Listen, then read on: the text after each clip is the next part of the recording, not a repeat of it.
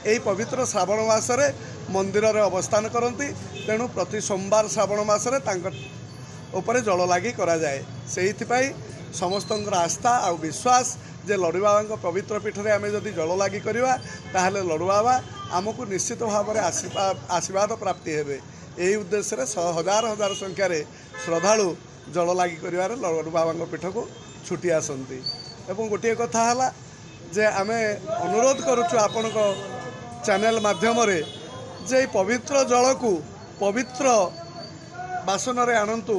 पवित्र पात्र होची ताम्र पात्र, कांस्य पात्र, पितल पात्र एवं माटी पात्र। एथिरे जल लागी करंतु।